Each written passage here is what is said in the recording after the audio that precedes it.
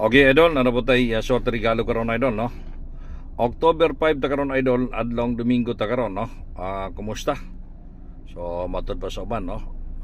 Idol, salamat kayo, nakadaog ko sa last to. 3-0 sa 40, no? Sa 3 digit. Salamat idol, kay gidiskartihan akong gihatag nimo gahapon nga vlog. Yadang naswertihan daw, yadang nikunan ang gitawag na tong 047 740 gikuan daw niya. Nakadaog siya glass to, mas mayo, no? So nga to ang big time abayan transaksyon na kagabi wala jud, no? Pilde jud ta kay tungod nakaposting ng tag 4 mga idol, no? Posting na jud, lahi jud ang napares jud, no? Mo nang ingon na to, wala tay mahimo, pildi ta. Bawi na lang po ta sunod og makabawi ta.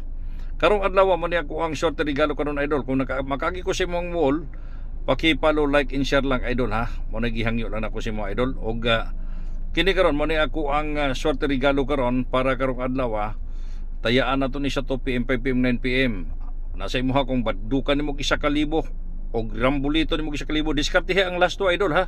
Kay adlong Domingo ta karon. Unya karon na ako'y big time transaction karon sa 2 PM og 5 PM big time transaction og sa 9 PM big flowers transaction. Basig gusto ka mapil idol, apil na idol. Kani mo na itong short regalo idol 036 og 903 idol. Bagdokin na idol, tirahin na targeta og magrambulito ka idol. Good luck, kuha og last to idol.